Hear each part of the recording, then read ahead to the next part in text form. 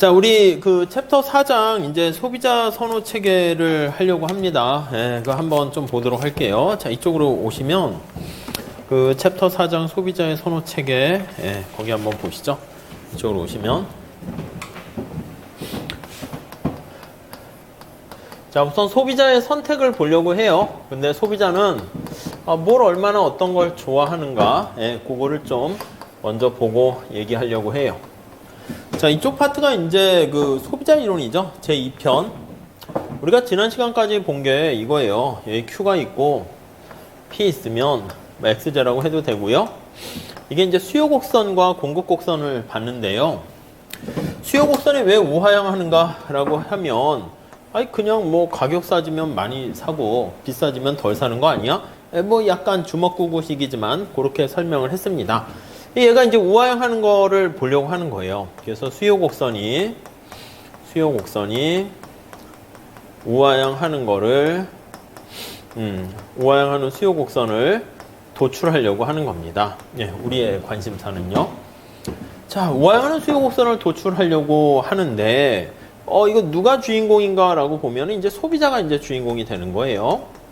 예, 수요니까. 그래서 소비자의 어떤 선택을 우리가 살펴보려고 해요.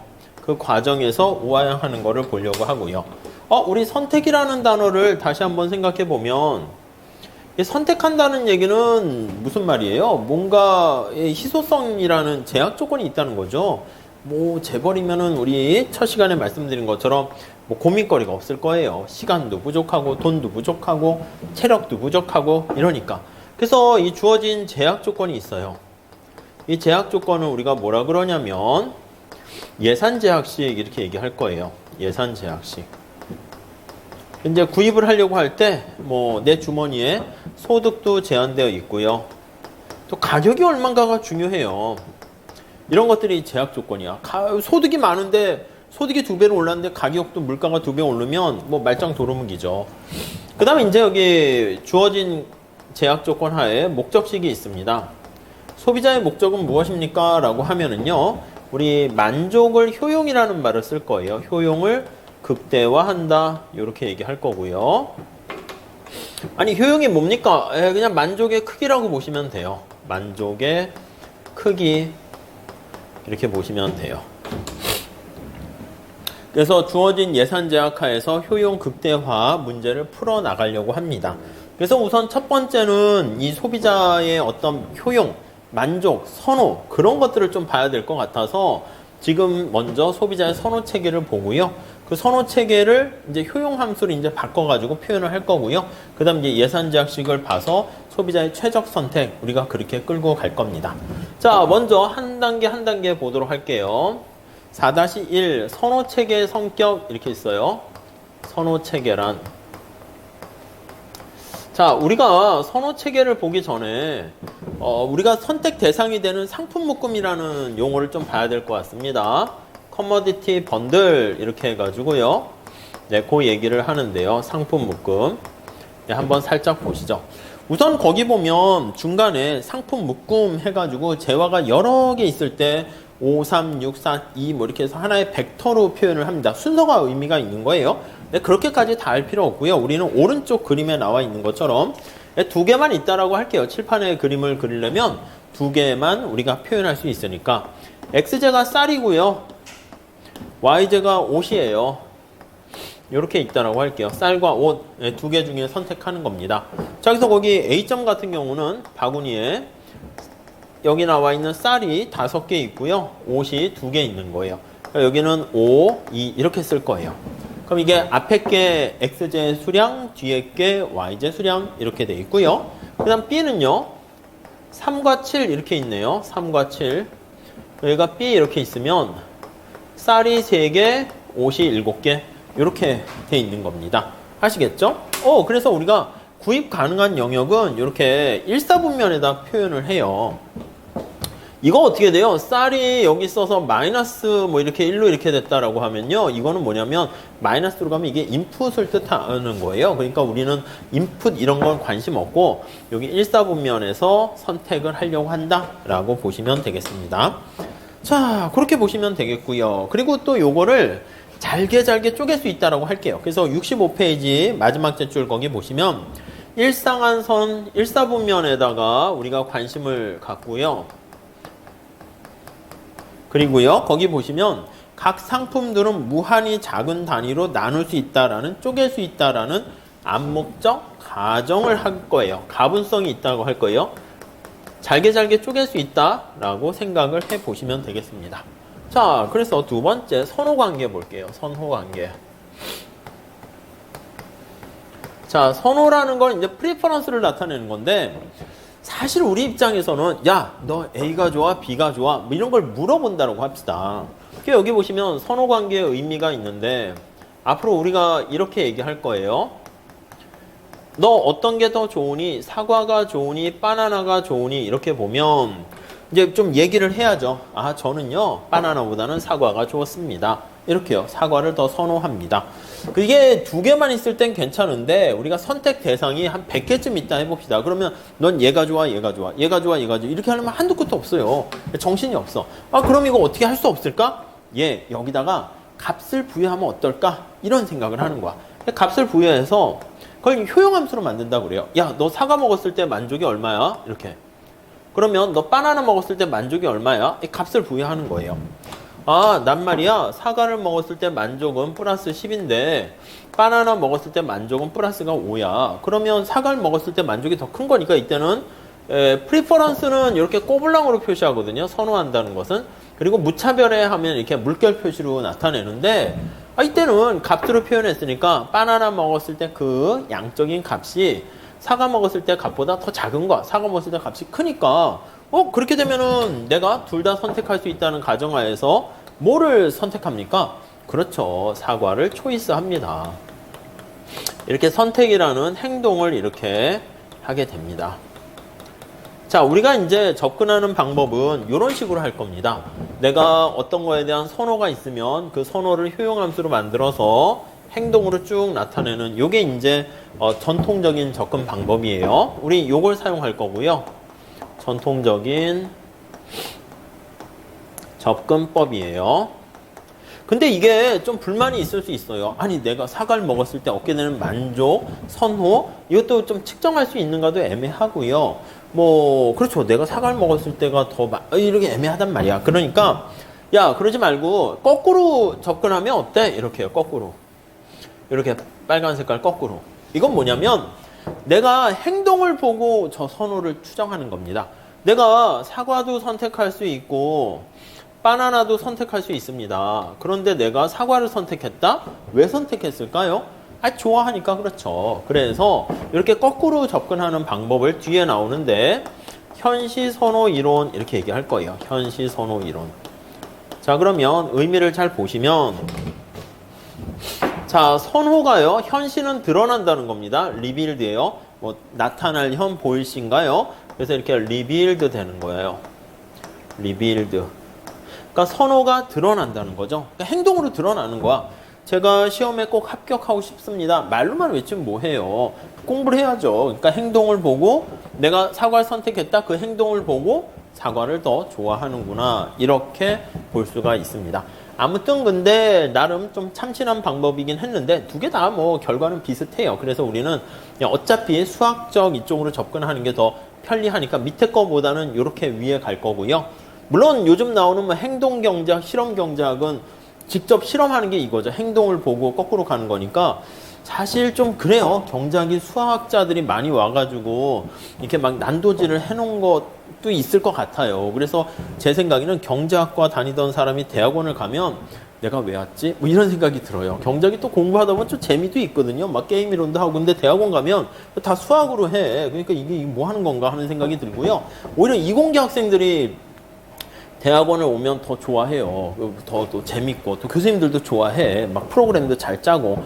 차라리 경제학과 학생들은 대학원을 이제 경영대 이쪽으로 가서 하면 오히려 더 칭찬받아요. 아니, 수학 별거 아닌데 모형 세우고 이런 걸 하니까 경영학은 또 말로만 떠들잖아, 학부에서는. 그리고 PT 연습 다 그렇다는 건 아닌데 PPT 발표 이런 건 잘 하는데 좀 그래요. 근데 우리가 알고 있는 경영 전략이니 마케팅이니 이런 게 보면 다 제 생각엔 베이스가 또 경제거든. 데이터 갖고 분석하는 거기 때문에 뭐 사회과학이 다 그렇지 않습니까? 심리학도 다 통계 처리하고 하는데 뭐 그러다 보니까 제 생각에는 이제 학부는 경제학하고 대학원을 경영학하고 이러면 더 차라리 낫지 않을까 하고요.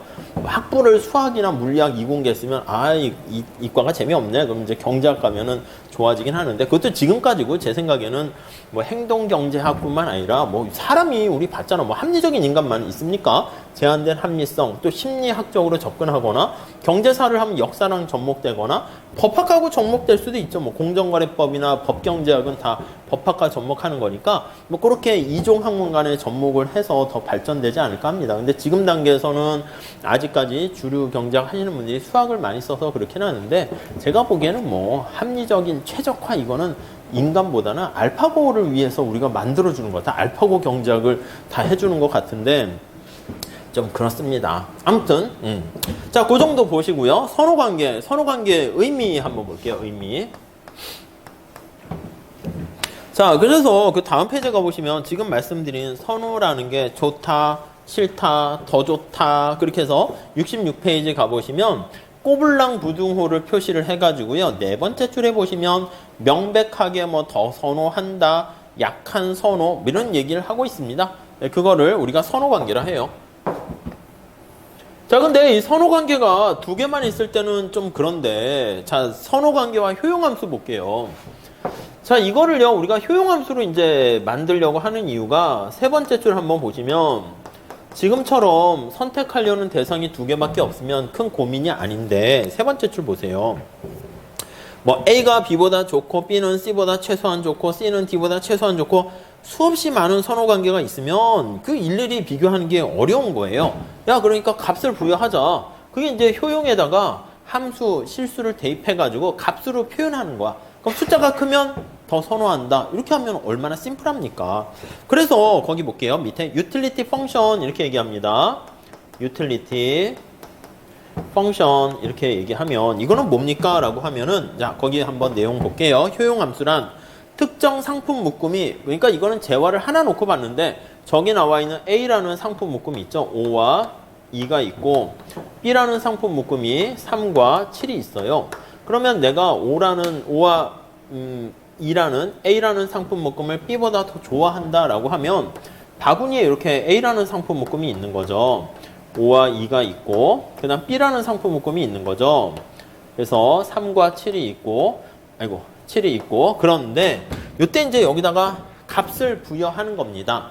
그래서 거기 보시면 만족감의 정도를 하나의 리얼 넘버 실수를 부여해서 나는 A라는 상품 묶음을 먹었을 때 소비했을 때 만족이 10이고 얘는 5다라고 하면은 나 A라는 상품 묶음을 더 좋아해. 이렇게 값을 부여하면 좀 더 편하게 된다는 걸 알 수 있습니다.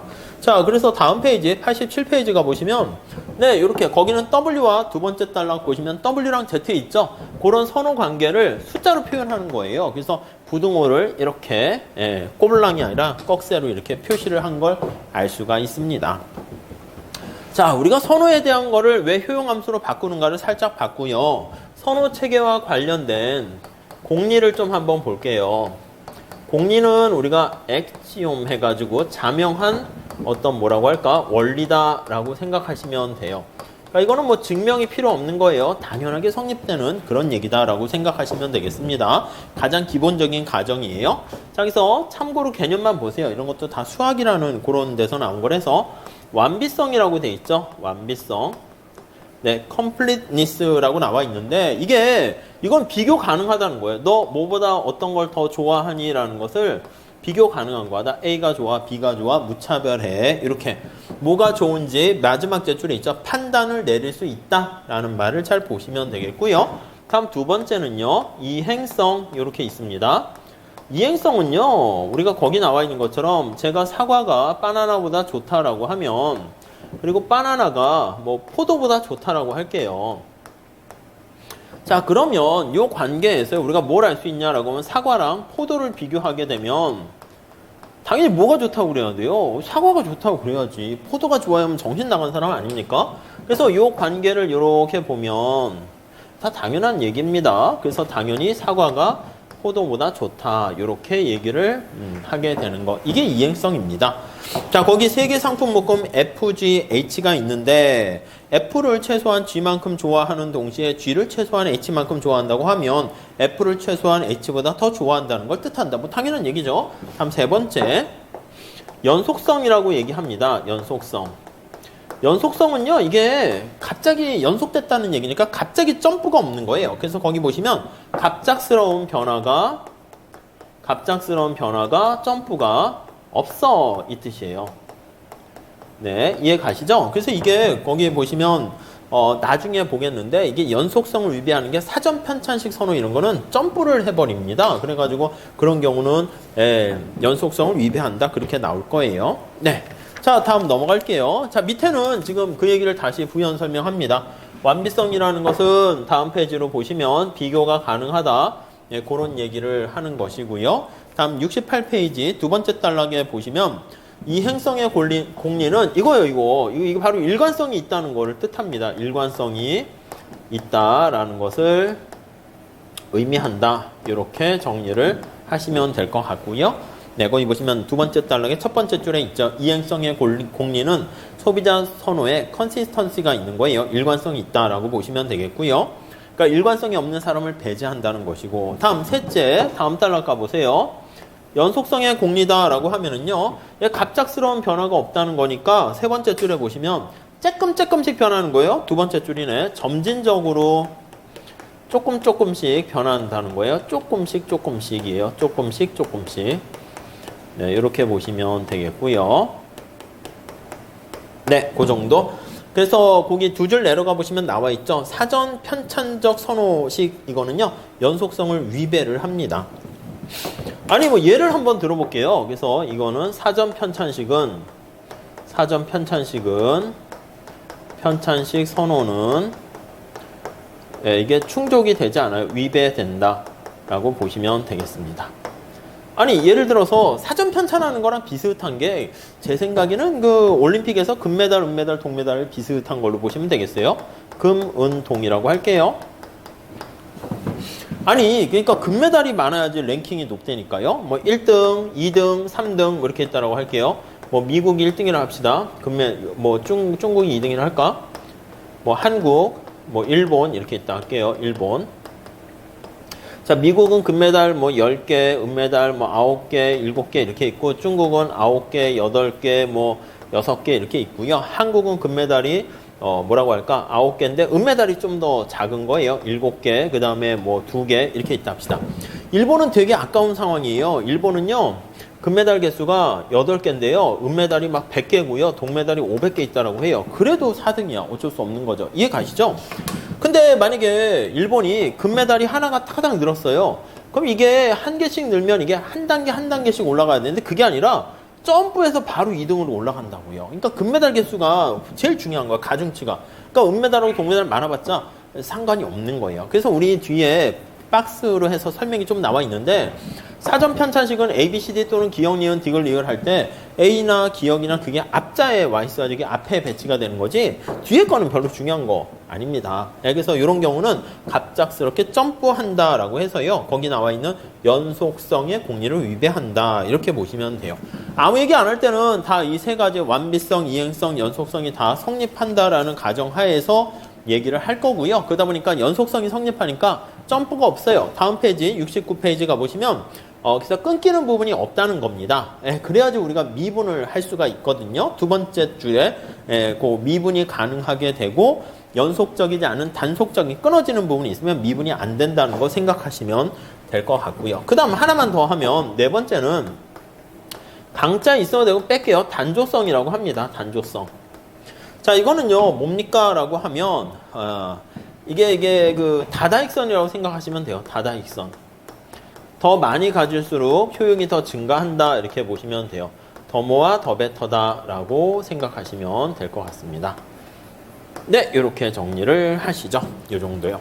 자, 여기서 밑에 강단조성 나와 있고요. 마지막 단락에 보시면 두 번째 줄에 쉽게 얘기해서 더 많을수록 좋다 이거였죠. 더 모아 더 베터. 이게 바로 단조성이 성립하는 겁니다. 그럼 단조성이 성립하지 않는 경우가 있습니까? 예, 있을 수 있어요. 그 밑에서 세 번째 줄 보시면 그 비재화라고 하는데 쓰레기 생각해 보세요. 쓰레기, 오물 이런 거 어떻게 돼요? 이게 배드제라고 얘기합니다. 쓰레기요, 쓰레기. 이런 것들은 다다익선이 아니죠. 없을수록 당연히 더 좋은 겁니다. 아셨죠? 네, 그래서 단조성이 성립한다라고 얘기하면 우리가 나중에 다다익선은 한계 효용이 0보다 크다 이렇게 얘기할 거예요. 쓰레기는 한계 효용이 0보다 작다 이렇게 보시면 될 것 같고요. 자, 그 정도 하시고요. 사전 편찬식 설명이 거기 나와 있는데 그냥 뭐 이렇게 하다가 점프된다는 거 설명인데 너무 좀 많아요. 그래서 그 70페이지의 맨 마지막 줄 보시면 요거요. 사전 편찬식 선호는 특별한 선호 체계에서 연속성의 공리가 충족되지 못한다는 걸 뜻한다 하는데 그냥 저는 쉽게 올림픽 금메달 그걸로 생각하시면 편할 것 같습니다. 자, 다음 두 번째 봅시다. 효용 함수 들어갈게요. 효용 함수. 자, 이거는 우리가 효용에다가 어떤 값을 집어넣은 거다라고 말씀을 드렸죠. 그래서 1번 효용 함수의 의미. 자, 네 번째 줄 볼까요? 자, 첫 번째 줄부터 볼까요? 앞에서 제시한 네 가지 공리는 합리적인 선호 체계라고 하면은요, 기본적으로 갖추어야 할 성격이 되는 것이고, 이런 것들을 쭉 갖추게 되면은요, 네 번째 줄 보시면 효용 함수가 각 상품의 묶음이 주는 효용의 수준을 구체적인 숫자로 나타내게 됩니다. 근데 이 효용이다라는 게 사실은 우리가 봤을 때 기수적인 효용이라는 게 있어요. 기수적인 효용이라는 것은 효용을 측정할 수 있다라고 얘기를 하는 거예요. 측정 가능. 근데 우리가 이렇게 기수적인 효용까지 정보를 많이 알 필요는 없어요. 그래서 순서만 알면 되는 것을 우리가 서수적 효용이라고 얘기합니다. 얘는 순서만 알면 되는 거예요. 순서만.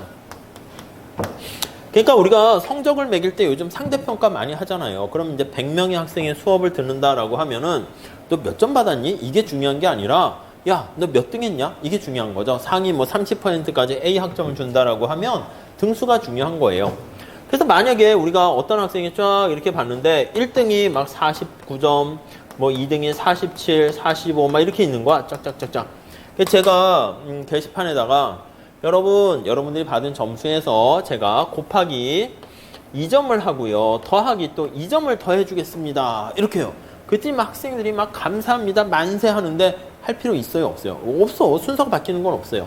우리가 이제 고무줄이 딱 이렇게 있으면 거기다 점을 찍어 가지고요. 순서를 쫙 나열했을 때 고무줄을 쫙 늘리건 압축하건 순서는 하나도 안 바뀌어요. 그러니까 제가 성적 처리할 때 상위 30%가 어디까지인가 이거 보려면 곱하기를 하던 더하기를 하던 빼기를 하던 아니면 루트를 씌우던 제곱을 하던 순서는 전혀 안 바뀝니다. 그러면 우리가 순서만 놓고 봤을 때는요. 다 동일한 선택의 결과를 얻게 된다라는 측면에서는 동일한 효용함수라고 할 거예요.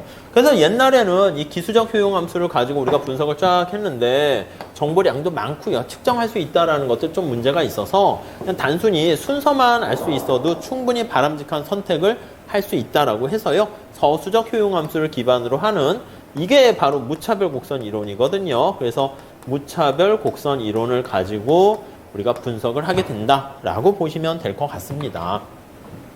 자, 뭐 그 정도 보시고요. 그래서 순서만 똑같으면, 그러니까 예를 들면 이거야.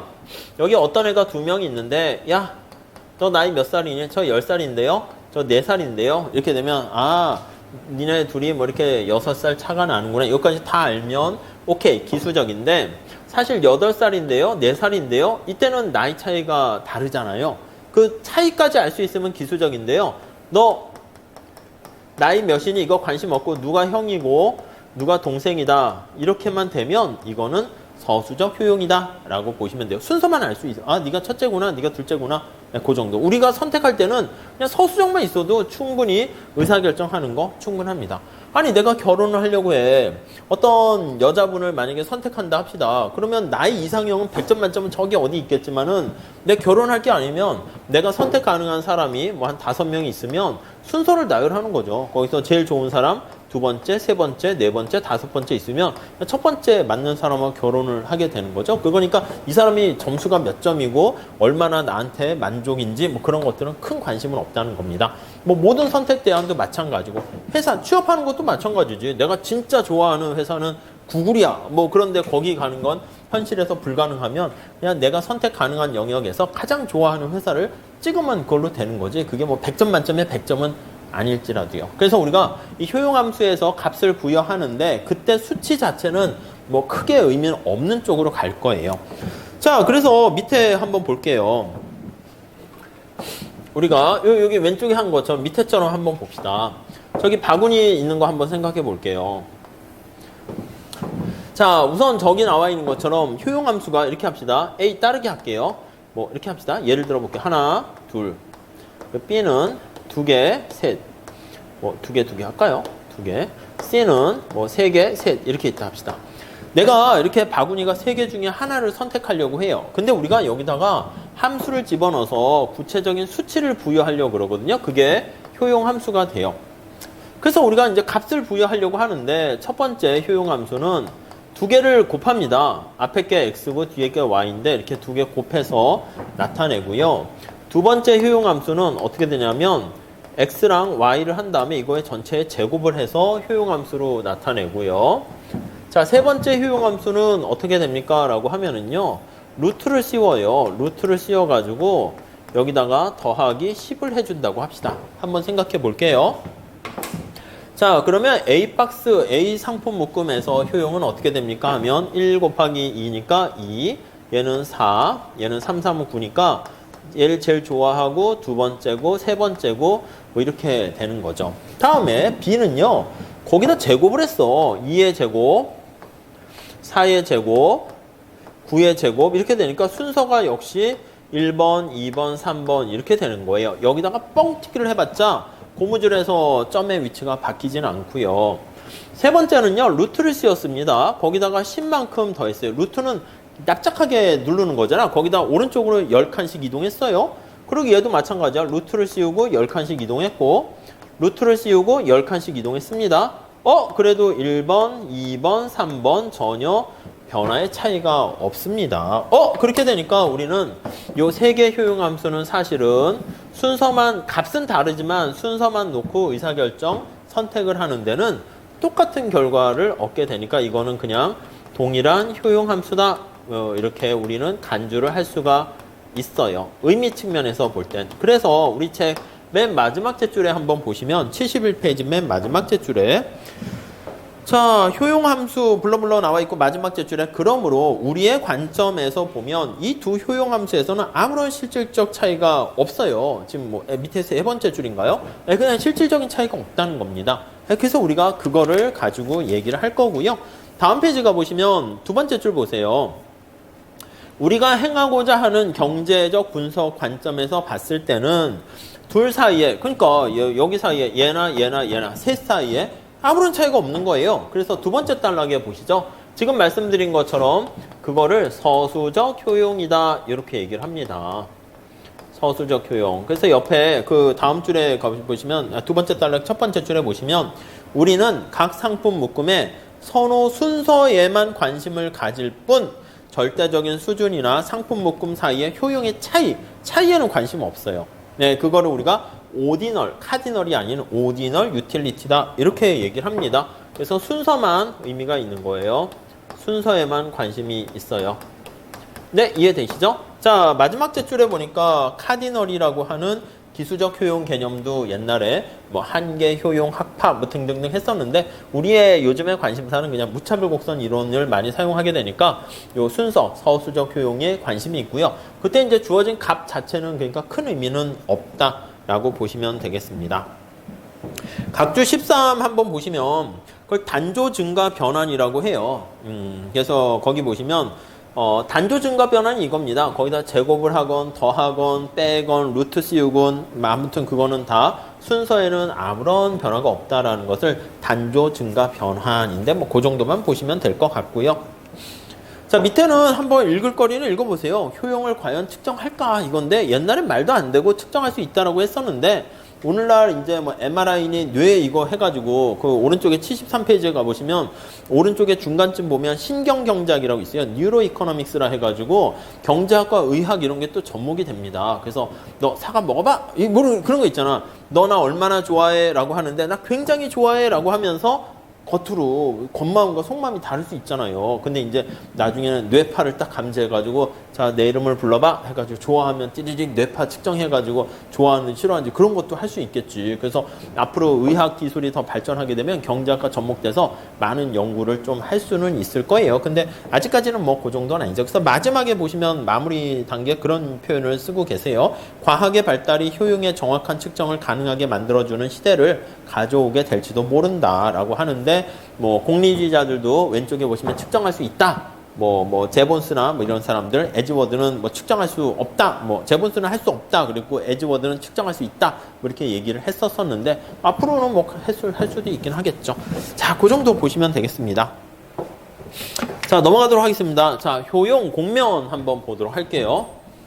이쪽 지워야겠네요. 자, 우리가 이 효용함수를요, 우리가 지금 값을 부여했는데, 그 밑에 공면이 잘 나와 있어요. 이게 몇 번이라 해야 되나? 3번인가요? 2번인가? 효용 공면. 공면. 이렇게 한번 보도록 할게요. 자, 밑에 그림을 보세요.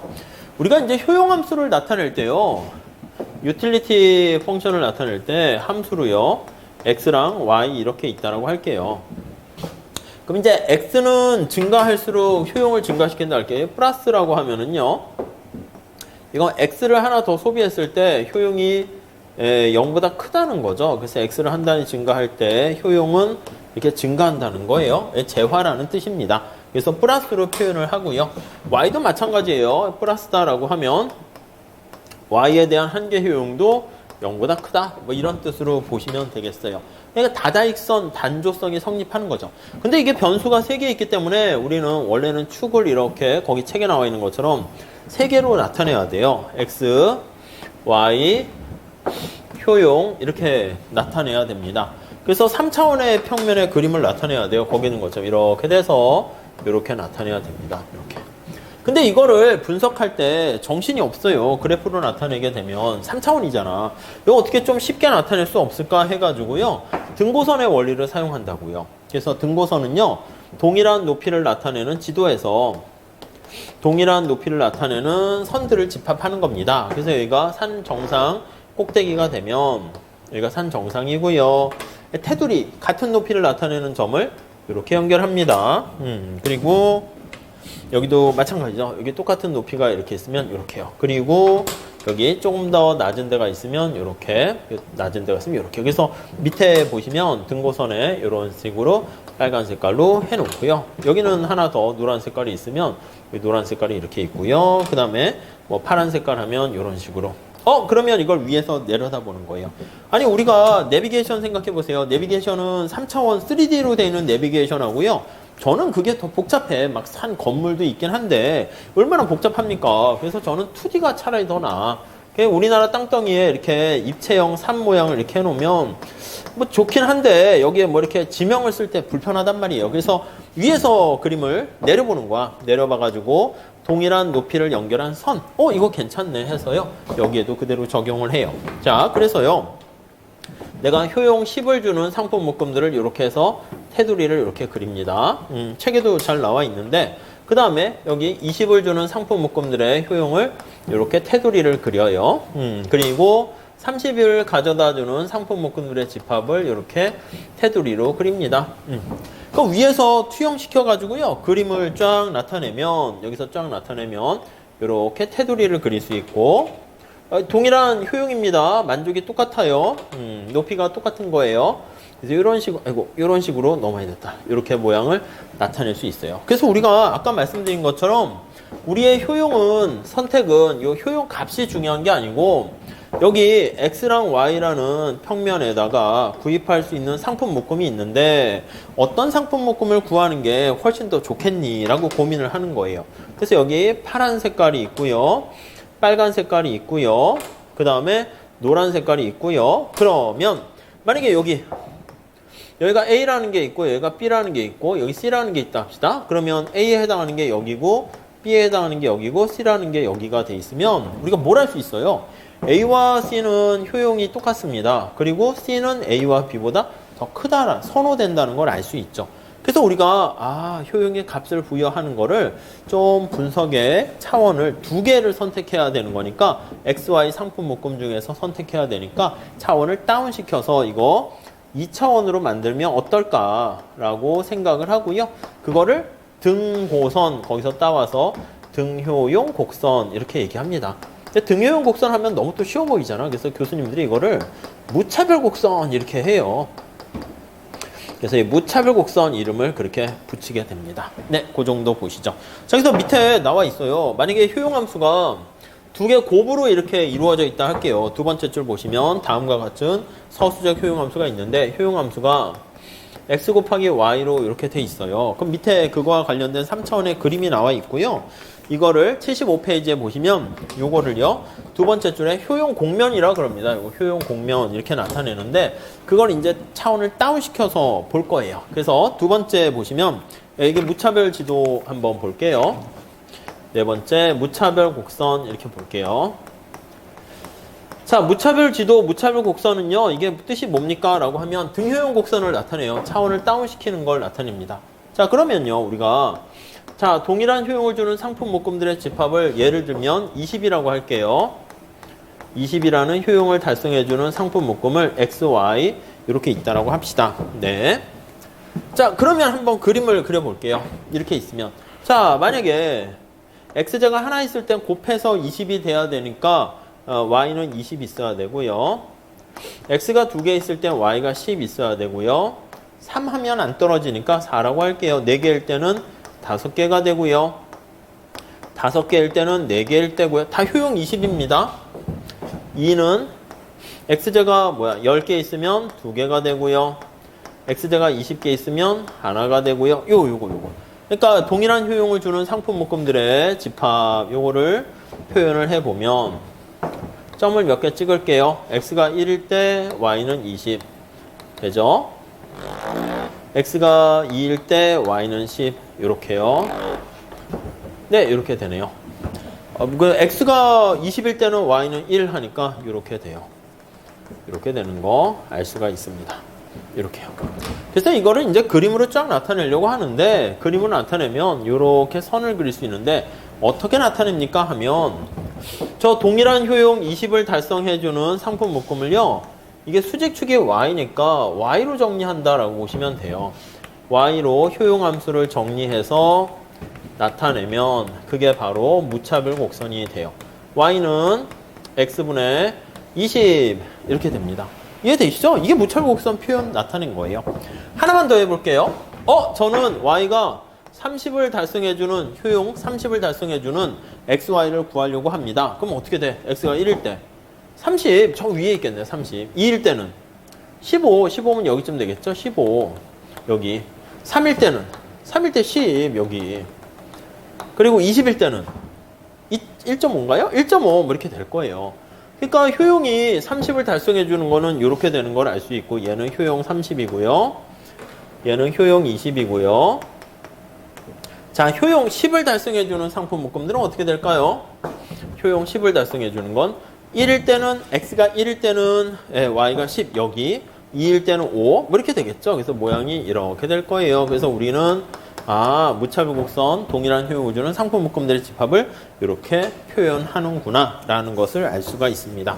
자, 그래서 75페이지 거기 보시면 첫 번째 줄 무차별 지도는 첫 번째 줄에 나와 있는 것처럼 3차원의 효용 공면을 2차원의 그림으로 압축시켜서 원래 그림에 포함되어 있는 정보를 고스란히 똑같은 건데 표현만 다르게 하는 거죠. 지우개를 이렇게 볼 수 있고 이렇게 돌려서 볼 수 있잖아요. 그래서 위에서 투영시켜서 나타내는 방법으로 표현한 게 무차별 곡선이다. 이렇게 보시면 될 것 같습니다. 그 다음 페이지 한번 볼게요.